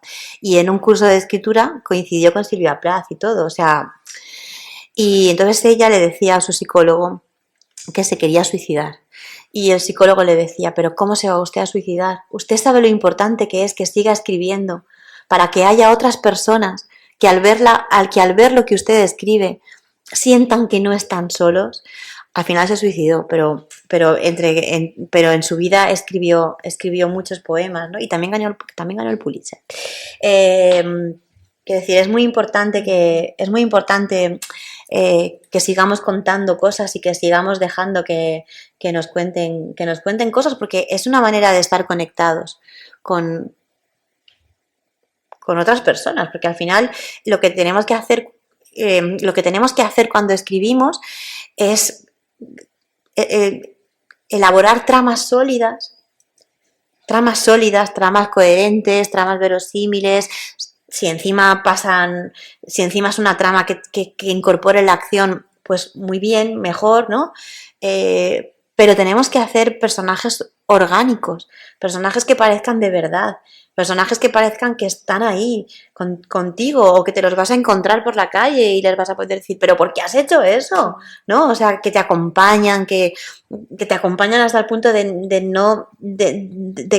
¿Cuántas veces nos ha pasado que acabamos de leer una novela y es como si hubiéramos roto una amistad con alguien? O sea, ya no vamos a volver a estar con esta persona más, ¿no? Ya se acabó esta amistad. Al final, no querer terminar de leerla por eso, por no romper el vínculo. Y bueno, y eso es por esa necesidad aristotélica, ¿no? De contar historias y de que nos cuenten. Bueno, pues yo creo que, si te parece, Carmen, si alguien quiere hacer preguntas, yo creo que tenemos la oportunidad, ya que estamos... También se dan respuestas cortas, ¿eh? ¿Queréis a alguien hacer alguna pregunta? Bueno, yo puedo romper el hielo, pero seguro que hay sí. Pero el tema de la dana que has vivido, si eso te motiva para escribir sobre eso, sobre la repercusión en la gente... No, la verdad es que no. No es algo que además es algo que me han pedido, pero sí, es algo que me han pedido y me han preguntado y me han tentado y tal, pero es que no me apetece. No creo que... Me apetecía escribir esos microrelatos que yo escribía todos los días y eso sí que me apetecía compartirlo, pero escribir no. Además yo creo que, fíjate, yo por ejemplo en pandemia estaba convencida de que habría muchísima ficción pandémica en cine y en literatura y no lo ha habido, ¿no? No creo que vaya... Fíjate, ha habido ahora mismo una película que se llama Olvido, que es sobre la riada del 57. Pero ni siquiera es una película sobre la riada, es una novela sobre crímenes que coinciden con la riada. Pero no es algo que me apetezca. Y no. A ver, creo que como mi forma de estar en el mundo ha cambiado un poco, no sé lo que me va a durar, pero ha cambiado un poco desde la dana, creo que eso se notará en mi manera de escribir, ¿no? aunque tampoco, también es un poco, porque escribir es, hay que hacer, o sea, ¿veis la imagen esa de los prestidigitadores de los platos? Tienes que mantener en equilibrio muchos platos a la vez. O sea, tienes que encontrar tu propia voz, pero no se te tiene que ver. Al autor no se le tiene que ver. No se tiene que ver, no se tiene que notar que el autor tiene esta intención o tiene esta otra intención, o que al autor le gusta más este personaje que este otro personaje, pero al mismo tiempo tienes que encontrar tu propia voz, y lo que te pasa a ti te transforma y de alguna manera está en lo que escribes. Ahí sabéis seguro que ahora se dice que Flaubert no dijo eso de Madame Bovary soy yo, porque como lo dejó todo por escrito, o sea, lo dejaban todo por escrito todo el rato, y eso no se conserva en ninguna carta, ¿no? Pero sí que se conserva una carta de pésame que le escribe a un amigo, y le dice, una carta de pésame por la muerte de su madre, que le escribe a un amigo y le da el pésame, y le dice, qué pena, bueno, se lo dirá mejor, ¿no? Siento mucho la muerte de tu madre y tal, pero al mismo tiempo dice, qué envidia siento, qué buen material ese sentimiento de la pérdida de tu madre para hacer ficción, ¿no? O sea, no se nos tiene que ver, pero estamos ahí, ¿no? Claro. Pues Pues sí. Sí, hola. hola, Muy bien la charla que has dado. gracias. No, yo quería preguntarte qué tiempo, ya sé que es más o menos, tardas en escribir una novela, pero ¿qué le dedicas a la creación de esos personajes, a la documentación? ¿Cuál es el proceso luego de la corrección? En tiempo me refiero, ya no que lo expliques, más o menos. ¿Y a qué le das más valor de todo eso, de ese conjunto? Es que es un tiempo que no se puede medir, porque yo no me dedico solo a escribir, ¿no? Entonces, hay épocas en las que tengo menos trabajo con el que pago las facturas, ¿no? Y entonces escribo más, y épocas que tengo mucho más trabajo con el que pago las facturas y escribo menos, ¿no?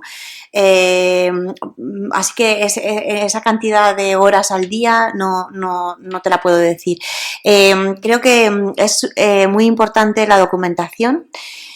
Ese tiempo es un tiempo que se invierte, no es un tiempo que se gasta, es un tiempo que se invierte, porque nunca lo sabemos todo, ¿no? Y damos por hechas situaciones o hechos, o ¿no? Que es mejor que nos documentemos, porque a lo mejor metemos la pata. Y siempre hay alguien que lo sabe. O sea, nosotros no lo sabemos todo, pero siempre hay alguien que lo sabe y se va a dar cuenta de que, ¡ay, mira, ahí se ha equivocado! Esto no es así, es de otra manera, ¿no? Entonces, es un tiempo que se invierte. Yo le doy importancia a lo que haces antes de sentarte a escribir la primera frase de la novela. Hay que dedicarle el tiempo que tú veas que es necesario, hasta que ya tienes claro lo que quieres contar y de qué manera, y a través de qué personajes y por medio de qué voz. O sea, cuál va a ser el narrador, quiénes van a ser los personajes que van a sostener el argumento y cuál es el argumento. Ideas hay, temas hay, yo creo que temas en la literatura solo hay uno. Pero como uno me parece poco, digo, va, 3. Pero solo existe el amor. Para mí solo existe el amor. No el amor romántico, que también es un temazo en la literatura, sino lo que haces cuando quieres algo, lo que sea, un trabajo, no sé, liberar un país, el amor a un país, el amor a una idea, el amor a una persona, el amor a un proyecto, el amor a una institución, el amor a ti mismo. O sea, lo que haces cuando quieres algo, porque quieres algo, y lo que haces si no lo tienes, ¿no? Pero como uno me parece poco, digo, el amor, la vida y la muerte, ¿no? Porque en esos 3 está incluido el deseo, la venganza, el poder, la ambición, superar la muerte, los obstáculos de todo, ¿vale? Temas hay pocos, ideas hay muchas, tantas como personas. Y pongo aquí el ejemplo de 2 novelas. Una de ellas se publicó a principios de septiembre, y otra se publicó a finales de septiembre. Una cuenta la historia en primera persona de 3 hermanos que están cuidando a su padre en los que acaban siendo los últimos meses de su padre. Cada mes se encarga un hermano. Está narrada en primera persona. Cada hermano tiene un carácter distinto y cuida a su padre de una manera distinta. Una es una... Bueno, da igual. Y el padre en su vida laboral es viudo y en su vida laboral era conductor de autobús nocturno. Esa es una novela, la que se publica a principios de septiembre. La que se publica a finales de septiembre cuenta la historia en primera persona de una hija que está cuidando a su padre en los que son los últimos meses de su vida. Su padre, no me acuerdo cómo se llama, el primero se llama Antonio, y su padre es conductor de tren nocturno. La primera novela se llama Los siguientes de Pedro Simón. La segunda novela se llama Las frases robadas de José Luis Sastre. Son dos novelas totalmente distintas que, a pesar del disgusto que yo me imagino que tuvo José Luis Sastre cuando vio que Pedro Simón lo había publicado primero, son dos súper exitazos. Tiene que ver también que José Luis Sastre está en la SER y en El País y que Pedro Simón está en El Mundo. Supongo que algo tiene que ver también tener ahí esa caballería detrás, ¿no? Pero son dos novelas buenísimas, las dos, ¿no? A mí me gustó más la primera que leí porque la leí primero, pero la otra me gustó también, ¿no? Quiero deciros que da igual, todo está escrito ya, ¿vale? A lo que le tenéis que dedicar mucho tiempo, mucho mimo y mucha dedicación es a pulir vuestra idea, hasta que vuestra idea sea distinta a todo lo demás que ya está escrito, porque ya está escrito. Y además va a salir el mismo mes que vosotros, ¿no? Y si no, al mes siguiente, porque el tema, pero no la vuestra. Yo sí que os pido que le dediquéis mucho, que pongáis mucho la carne en el asador para que vuestra idea sea la vuestra, porque la vuestra no está contada aún y tenéis que hacer que la vuestra sea distinta a todas las demás. Y luego tú sabes el tiempo que tú tienes para hacerlo, ¿no? Sabes, yo hablo mucho comparo mucho, porque es así, la escritura es un viaje, ¿no? Es un viaje, te embarcas en un viaje, ¿no? Entonces, cuando nos vamos de viaje a otros sitios, nosotros nos damos cuenta de que en la ciudad en la que estamos de vacaciones hay turistas y hay viajeros, y nosotros somos viajeros porque somos mejores. Los otros son turistas, que lo mismo les da estar ahí que en otro sitio y que lo que quieren es que llegue la noche y ya está, una fiesta estupenda, ¿no? Pero nosotros queremos disfrutar de la ciudad, de la cultura, del no sé qué, ¿no? Entonces nosotros tenemos que ser viajeros en la literatura, y para ser viajeros en la literatura no nos tiene que dar lo mismo ir a un sitio que a otro. Tenemos que plantearnos muy bien ese viaje que vamos a hacer. Y yo creo que lo primero, lo que si no tenemos eso no vamos a tener el viaje, es el compromiso con el viaje, ¿no? Hay gente que puede viajar en enero, en febrero, en marzo, en abril, siempre. Hay gente que solo puede viajar en agosto, pero tú sabes cuándo puedes viajar tú. Entonces, como tú conoces cuál es tu tiempo, comprométete en la medida de tu tiempo. Yo puedo escribir por la noche, yo puedo escribir por la mañana, yo puedo escribir los miércoles. Yo puedo escribir, vale, pues en esos momentos escribe. No te pongas trampas, no digas, no, escribe. Escribir, ya os lo he dicho, no solo es escribir, también es releer, también es, bueno, por supuesto preparártelo todo, pero ya estás en harina, ¿no? Ya has escrito la primera frase, una frase tras otra te da un párrafo tras otro te da un capítulo y un capítulo tras otro te da una novela. Eso es matemáticas, ¿sabes? Eso es así, eso es ciencia pura. Entonces, si lo vas haciendo, al final te sale. Eso no quiere decir que te salga perfecta a la primera, ¿vale? Entonces, cuando ya lo has terminado, déjalo dormir un poco, hasta que te conviertas más en lector, hasta que en esa dualidad que tú tienes, que es lector-escritor, seas más lector que escritor de lo que tienes en el cajón. Entonces lo vuelves a sacar, le das otro repaso, te das cuenta de lo que funciona y de lo que no, que es algo que ya has tenido que ver antes cuando has hecho el esquema previo y has visto si funciona o si no, te ha parecido que funciona, vale, lo has hecho. Lo lees, ves que funciona o que no, cambias lo que te parezca y entonces te lo das a leer a alguien que te quiera bien, que te quiera bien para decirte con cariño lo que no funciona. Una o dos personas, más no, porque las opiniones son como los culos, que todos tenemos uno. Entonces, a unas cuantas personas, pero no a muchas, porque si no te van a marear, ¿no? Y ya estaría. Y luego ya pues te dispones a publicarlo. Y es importante también que te des a ti mismo permiso para decir, es que tú también eres escritor. Da igual que no tengas 85.000 novelas publicadas o escritas o 75 premios o que no levantes la mano, el teléfono. Bueno, ya no se hace así, ahora se hace así, ¿no? Que no cojas el teléfono y tengas aquí 30 editoriales a las que llamar o que te lo tengas que autopublicar. No pasa nada por autopublicártelo. Ahora, autopublicátelo bien.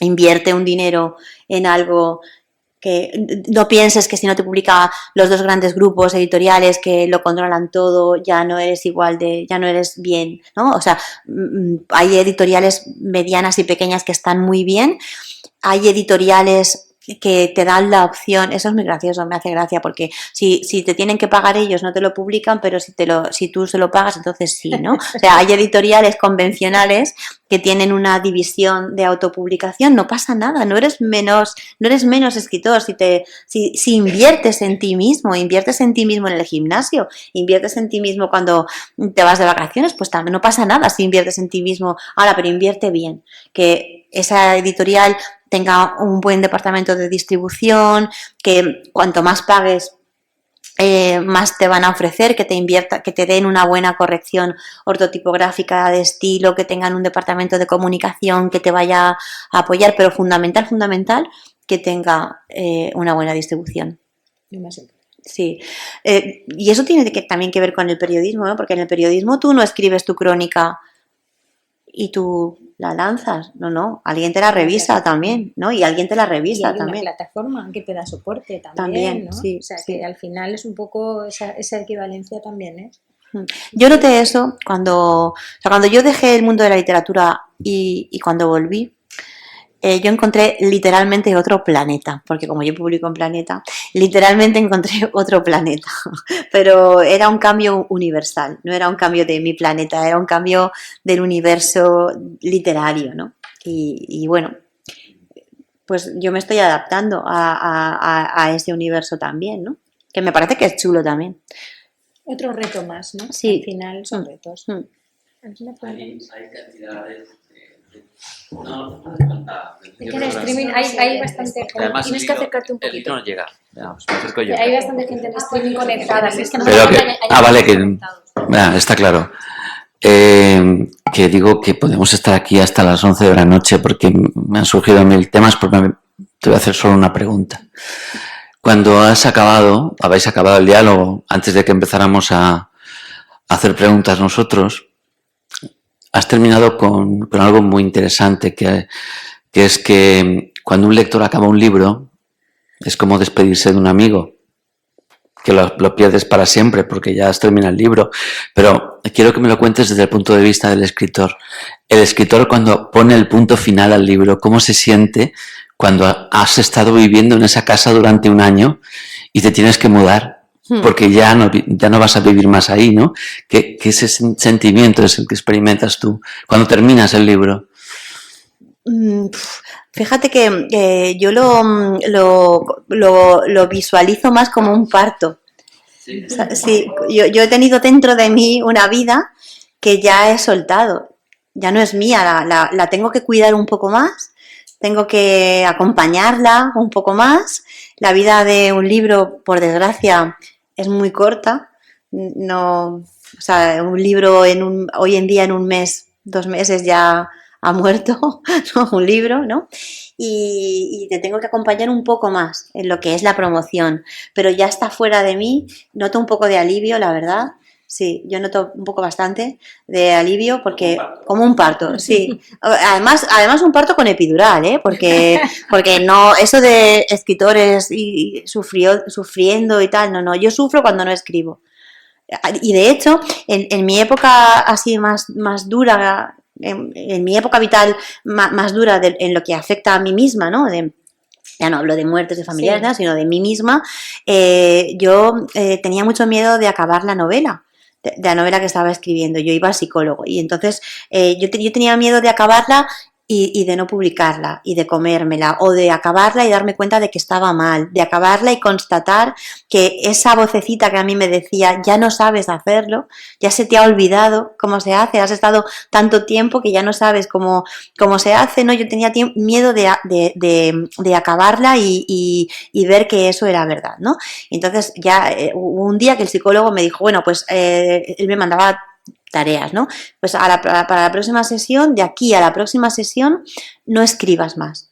No escribas más, no releas más lo que has escrito, no, si te viene algún pensamiento sobre la novela, apártalo, no quiero que tengas ninguna relación, era como tener un novio tóxico, no quiero que tengas ninguna relación con la novela. Bueno, lo hice y volví a la siguiente sesión y me dijo, ¿qué tal? Y yo le dije, pues muchísimo peor.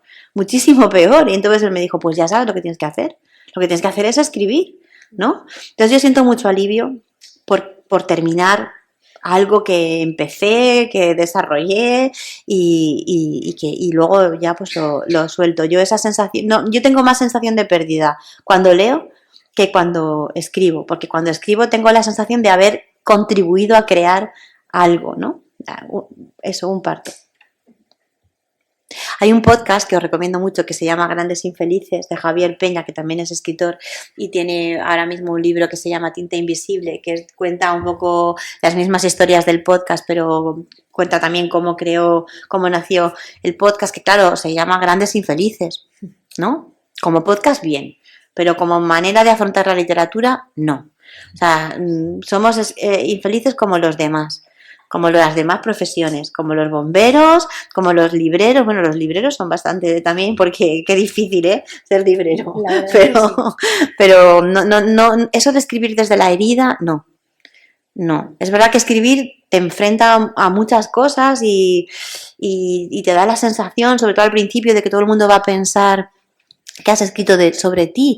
Cuando yo publiqué mi primera novela, que trataba de 3 generaciones de mujeres que luchaban contra la enfermedad. Bueno, pues cuando yo escribí mi primera novela y la publiqué, una señora de mi pueblo me dijo, ay, no sabía que tu madre había muerto. Digo, no, si no ha muerto. Y yo tampoco soy puta, porque la protagonista era puta. Digo, y yo no soy puta y mi madre no ha muerto, ¿sabes? No. Entonces, es verdad que se produce como una identificación, o te da la sensación de que todo el mundo va a pensar que has escrito sobre ti y sobre nosotras, ¿no? Entonces eso pasa, ¿no?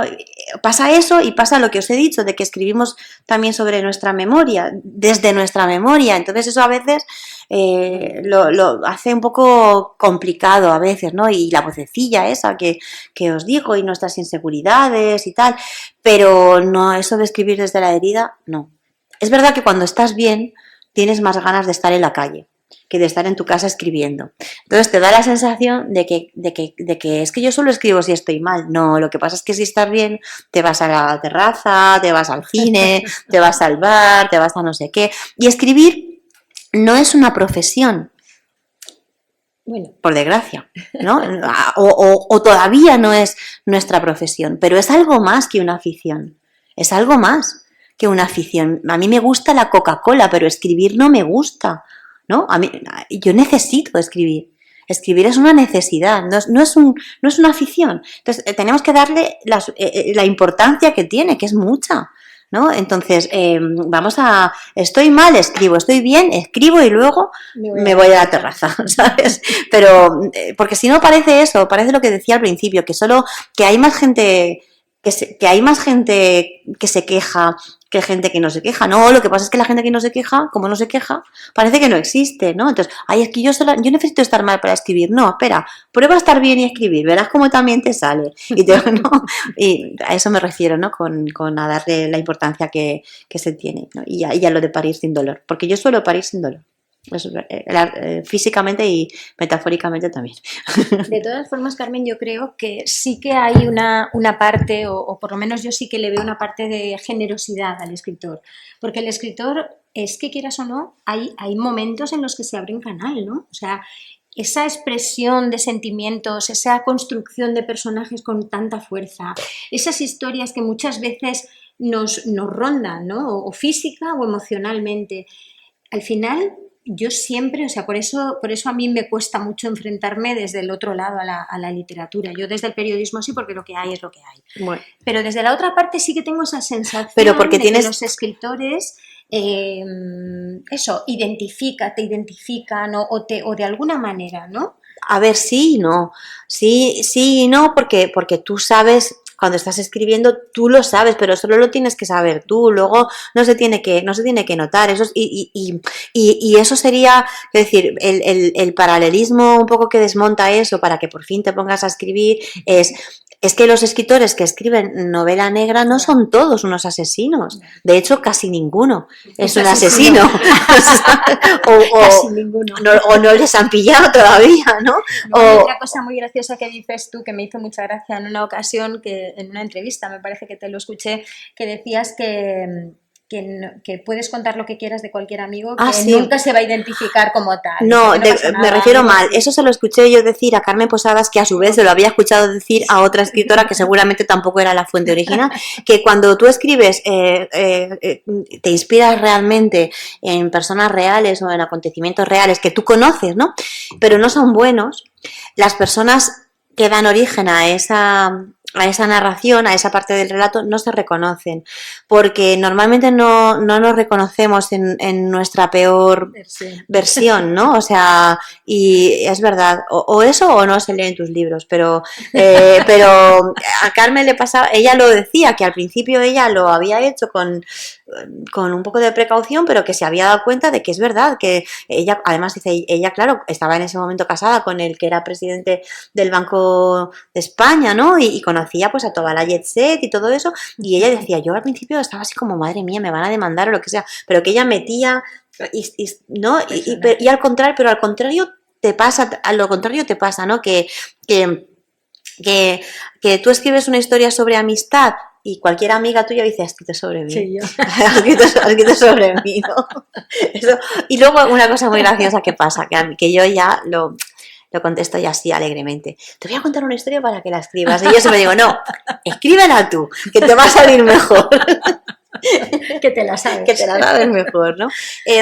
Yo pienso que las personas que no os atrevéis a dar el paso porque creéis que no os va a salir o lo que sea, es que luego os sorprendéis porque sí que os va a salir, porque esto es como cuando yo aprendí a ir en bici, que aprendí a ir en bici a los 40 años y yo pensaba que me iba a costar muchísimo y aprendí a ir en bici en 2 minutos porque yo llevaba de 38 de mis 40 años yendo en bici de paquete, ¿no? Y entonces eso, aunque yo no lo sabía, yo sabía guardar el equilibrio. Yo no sabía que lo sabía, pero sabía guardar el equilibrio. Y entonces en el mundo, cuando das el paso y te pones a escribir, tú llevas toda la vida yendo de paquete en la literatura, porque llevas toda la vida leyendo.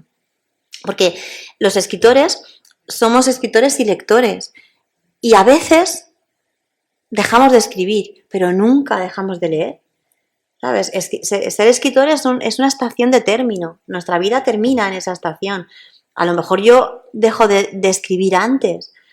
A lo mejor me quedo sin vista, pero oiré los audiolibros, ¿no? O sea, lo que os decía, necesitamos que nos cuenten historias. Aprovechando la historia, cuéntanos algo sobre tu último libro. ¿Cuál? No hemos hablado nada de La memoria infiel. La memoria infiel, digo, ¿cuál? No hemos hablado nada de La memoria infiel, que es el libro que está ahora mismo circulando, ahí está, ¿no? Ahí está. El que está. Además, sí. Dentro de muy poco también, no lo hemos dicho, Carmen va a estar en la Feria del Libro. Sí, es verdad. Aquí en Alicante, dentro de muy poquito. ¿Qué día estoy? ¿5 de abril? Este fin de semana no, el siguiente. Es el que es sábado. Sí. El 5. Pues el 5. 5, 6. Pues el 5 por la mañana estoy. Me encantará veros. Y a todos vuestros amigos también. El 5 por la mañana, voy a comprobarlo. Pues entonces, sí, el 5 por la mañana. Pues esta novela, a mí el tema de la maternidad es un tema que me había interesado bastante poco hasta que yo me convertí en madre, ¿no? Mientras era solamente hija, había madres y padres en mis novelas, pero eran personajes... Están los personajes principales, los personajes secundarios y los personajes terciarios o que los pones ahí para que al personaje principal no le caiga un piano en la cabeza, ¿no? Pues en esos entraban los padres y las madres de mis novelas. Hasta que yo me di cuenta, cuando yo iba a ser madre, de que iba a entrar en una categoría que era una de las más injustas que había, que era la de ser padres o madres, ¿no? Porque en ese momento empecé a darme cuenta empecé a pensar que los hijos reducimos mucho a los padres, tanto que solo son padres, no solo son un hombre y una mujer, son mis padres. Que si yo llego a casa y están contentos, es que algo he hecho bien. Si llego a casa y están enfadados, es que algo he hecho mal. ¿Qué tengo? ¿3 hermanos? Pues mis padres se han acostado 3 veces para tenerlos a mis hermanos y a mí, ¿no? O sea, no tienen otra vida, ¿no? Les quitamos esa... Y no es una cuestión generacional, porque yo tengo amigas, he tenido amigas de la edad que tenían mis padres y yo me interesaba por su humanidad y a mis padres no es que no me interesaba, es que no les daba humanidad y yo soy una buena hija y mis padres eran unos buenos padres, ¿no? Y entonces empecé a pensar, jo, eso llevándote bien, con que llevándote mal pasa también al revés, ¿eh? Ahora alguien que tenga padres llama a sus padres, ¿qué tal hoy? Pues bien, he conseguido parar la paz, he conseguido parar la guerra de Ucrania, ¿sabes? Que se iba a extender ya a toda Europa y mira, he tenido una idea, la he lanzado y hemos debatido sobre ella y ya no va a haber guerra. Ah, muy bien, ¿pero has cenado? Seguro que te preguntan tus padres, ¿has cenado? ¿No? Porque para los padres los hijos son personas a las que tenemos que cuidar, arregla tu habitación, cena, lleva suelto, lo que sea, ¿no? Tienes saldo en el móvil, lo que sea. Cada uno que ponga el ejemplo que sea. Eso llevándote bien. Con que llevándote mal, digo, jo, esa brecha tiene que ser muy, muy tremenda, ¿no? Y a partir de ahí empecé a interesarme mucho por esa parte de malas relaciones entre padres e hijos, ¿no? En el caso de la memoria infiel, esto se traduce en que bueno, hay un personaje que se llama Salomé, que cuando empieza la novela recibe una llamada en la que le comunican que su madre ha muerto. Su madre con la que lleva 20 años sin hablarse y con la que ha destruido todas las vías de comunicación y para no tener nada que ver con su madre nunca más, ha cortado con toda su vida anterior cuando cumple los 18 años, ha muerto y muere en un momento en el que Salomé está viviendo una situación muy precaria. Entonces la novela, en resumidas cuentas, trata sobre la maternidad, que es muy difícil ser padres, es muy difícil y hay situaciones en las que con lo que tienes haces lo que puedes, ¿no? También es muy difícil ser hijo y estar a veces a la altura de las expectativas o de las circunstancias que viven tus padres en el caso de... Y también trata sobre la lógica de lo precario, que cuando tu vida es precaria construyes una lógica que de lógica tiene poco pero que a ti te sirve, ¿no? Trata de muchas más cosas, ¿no? De las enfermedades mentales, como del autoconcepto que tenemos sobre nosotros mismos y de nuestra relación con la memoria, ¿no? Relacionado con el autoconcepto está nuestra relación con la memoria, se titula La memoria infiel, porque la memoria es bastante infiel. Cuando recordamos algo que nos ha ocurrido, no vamos a la fuente, vamos a la última vez que lo recordamos y a veces se parece, pero a veces se parece como un huevo a una castaña, ¿no? Acordaros de... Yo qué sé, de una vez que os hayáis peleado con alguien y hayáis dicho una frase, boom, ¿no? Cuanto más lo contáis, más boom es la frase, ¿no? Más mejor habéis quedado sobre la otra persona y más importante ha sido vuestra respuesta y más no sé qué, ¿no? Eso pasa, pero este ejemplo es muy tonto, pero pasa muchas veces, ¿no? Cuando rompemos con alguien, recordamos solo una parte de nuestra relación con ese alguien para reforzar nuestra decisión de romper, ¿no? El tema de la memoria a mí me parece súper apasionante. Hay un neurocientífico que me parece que se llama Oliver Sacks, y si no se llama Oliver Sacks será parecido, que decidió estudiar en ese campo cuando se enteró que el recuerdo más traumático de su vida, que era las bombas alemanas cayendo sobre Londres, sobre su casa de Londres, con él dentro de su casa de Londres, no había ocurrido. Su familia se había ido de Londres para evitar precisamente los bombardeos, ¿no? Y entonces le pareció tan flipante, porque es verdad que modificamos mucho los recuerdos y como a veces es conscientemente, a veces es inconscientemente, ¿no? Pero son recuerdos que los modificamos y basamos nuestra vida a veces en base a ellos, ¿no? En el caso de Salomé, a su madre le pasaban, su madre era una mala madre, ¿no? Que es otro de los temas de la novela, pero no una mala madre de, pues te vas a la cama sin cenar, o no una mala madre de, mira, esa es una mala madre, que es algo que hacemos mucho las madres, para referirnos a una tercera, has visto, es mi mala madre, ¿no? Es algo que decimos nosotras muchas veces sobre otras, que lo hacen todo peor que nosotras, ¿no? U otras sobre nosotras, ¿no? Entonces es una etiqueta que se pone mucho en la maternidad, que eso también es un temazo para escribir. Entonces, mala madre en otros sentidos, en el sentido de no darle a su hija, en este caso, las herramientas suficientes para ser una adulta responsable y una adulta feliz, ¿no? Una adulta responsable de sus propios sentimientos. Salomé es una niña que ha crecido con una madre que desde el principio vemos que tiene adicciones y que luego vamos viendo que tiene otras cosas, ¿no? Que la ha hecho crecer y creyendo que no merece amor y que es la culpable de todo lo que ocurre en su vida familiar, que son ellas dos, no hay una figura paterna ahí, ¿no? Entonces, bueno, pues Salomé ha crecido pensando eso y cuando decide irse ha sostenido su vida en base a esos recuerdos, ¿no? A esa repetición de recuerdos de situaciones que ocurrieron, pero que no solo ocurrieron esas situaciones, ocurrieron otras, pero las ha borrado de su memoria también. Y luego pasa que las personas somos poliédricas también, no solo tenemos una fase. Yo creo que eso pasa mucho en la vida también, que tenemos la oportunidad de empezar muchas veces, ¿no? Bueno, lo has hecho mal hasta ahora, vale, pero eso no quiere decir que tengas que seguir haciéndolo mal, o puedes cometer otros errores, ¿no? Date la oportunidad. Entonces, trata también la novela de hasta qué punto necesitamos la mirada de otras personas para construir una mirada total, ¿no? Y aquí cuento siempre una escena de una película de los hermanos Marx que dice que Groucho va a ver a su novia y su novia le dice, oye, me has sido infiel, te he pillado, te he visto con otra. Y él le dice, que voy a serte infiel. No, yo solo estoy contigo. Y ella le dice, es que te he visto con mis propios ojos. Y él le responde, ¿pero de quién te vas a fiar más? ¿De tus propios ojos o de mí? Entonces ella dice, no, de ti. Es que a veces nuestros propios ojos nos engañan y necesitamos la mirada de los demás para darnos cuenta de lo que está pasando y de quiénes somos. Y ya para terminar también lo de las malas madres, es que hay como una dentro de la poca literatura que existe sobre la maternidad, ¿no? Que existe poca literatura, hay como una literatura que nos hemos creído que es que la maternidad y la paternidad nos convierte en personas mejores. Y no, o sea, no necesariamente, ¿no? Pero una mala persona que entra en un paritorio sale del paritorio con 3 o 4 kilos menos. Ya está. Pero ya está. No automáticamente se convierte en una buena persona, ¿no?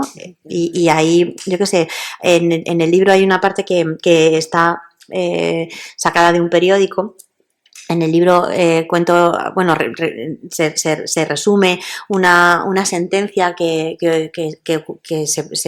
se dio, ¿no? Cuando yo estaba escribiendo la novela en Francia de una madre que le habían condenado a nada para lo que se merecía, o sea, a nada. Le habían condenado a poquísimo dinero, a una multa y ni siquiera tenía que entrar en la cárcel.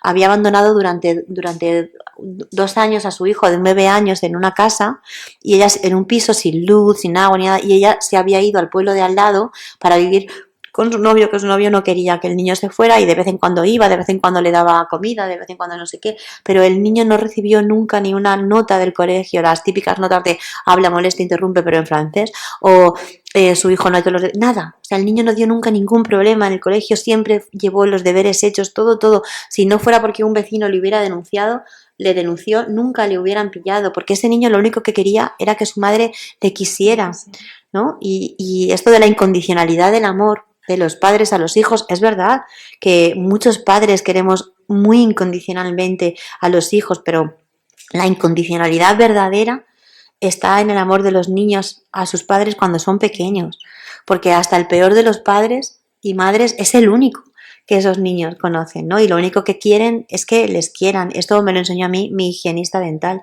que pertenece a una asociación que se llama Mamás en Acción, es verdad, se llama Mamás en Acción, y esta asociación hace acompañamiento de menores tutelados en hospitales por la noche.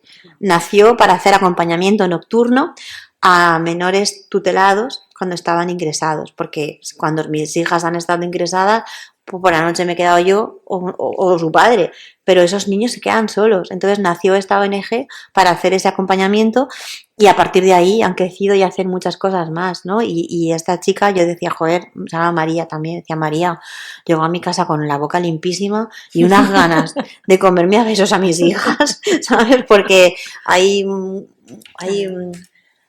mucha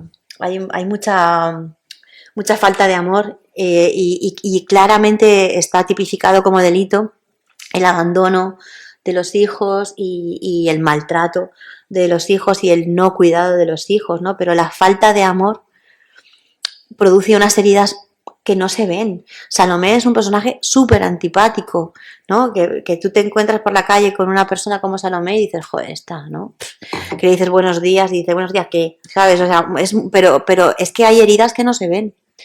Y de esa herida trata la novela también. O sea que eso es La memoria infiel.